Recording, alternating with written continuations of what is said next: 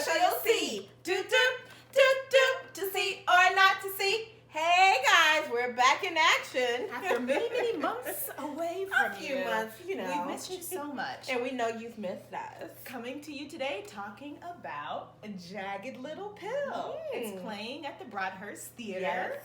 The show is about 2 hours and a little over 40 minutes. What's this play about, Thea? Featuring Alanis Morissette's iconic songs including Ironic, You Oughta Know, and Hand in My Pocket, plus brand new songs written for the show. Jagged Little Pill is an original story about love, about family, and the perfect imperfections that make us who we are. I'm a die-hard Jagged Little Pill fan. Back in Columbus, Ohio, this album was everything to me. I'm talking teenage angst, every emotion that you feel. And so I had very high expectations going in to see the play.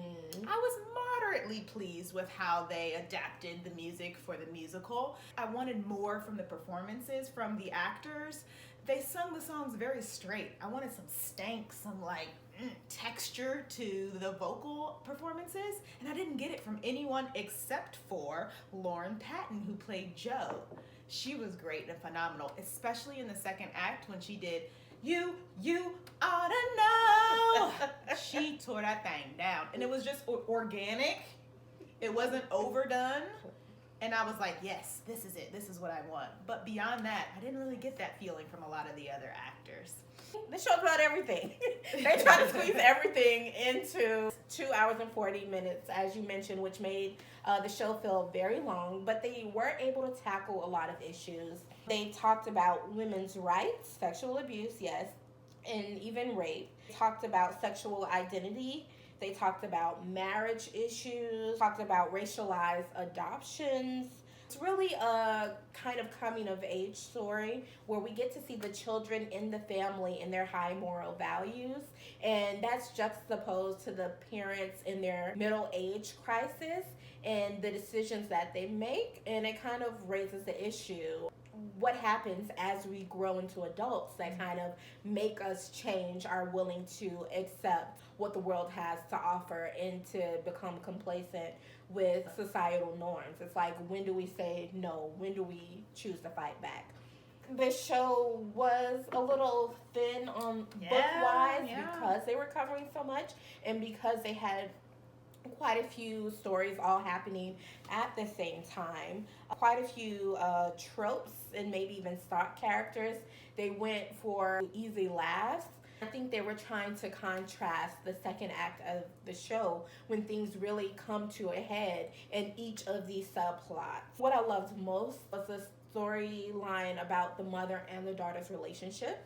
So at the end, the mother, after going through all of her trauma, and we find out that she isn't as perfect as she, purports to be.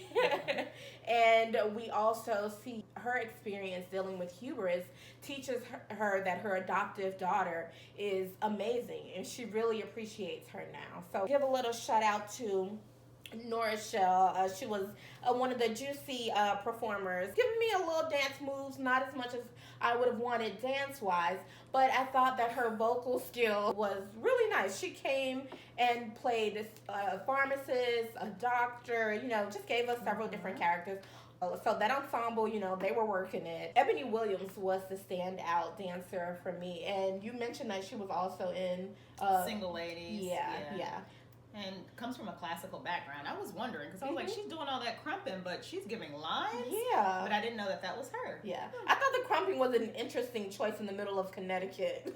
Yeah, there did seem to be a disconnect there, but it was kind of trying to throw you back into, not that crumping was super popular in the early 90s, but to give you that, rugged, Nirvana kind of flannel, plaid feel. So. I think they were also trying to maybe use it as a cultural bridge. They could have done what would have been most obvious, which is like Jagged Little Pill. This is about one specific population of people and it would appeal to them, so let's just talk to them. But they did do a really good job of putting a black lead character into the play, to having a diverse cast, in terms of the demographics of the cast, but also the way that they danced and the different kind of cultural elements that they brought in. So they did do a great job with that. And we were able to, kind of rock out to the music. Yeah. I didn't grow up with it like you did. We didn't have that in the inner city. I wasn't listening to it. You had it. You just weren't listening to it. But yeah, I went to private school, and so we were all listening to that. That was like the soundtrack of our lives. And so for a purist, I loved when I recognized the songs. I was a little bit thrown off by some of the original songs that were created for this particular staging of the Broadway show, but I do think it's worth seeing. And overall, I give it 3.5 stars out of 5. It's different. Sometimes when you take the musical score from something that's well known and put it into an adaptation of a musical or a play, it doesn't pan out as well as this one did.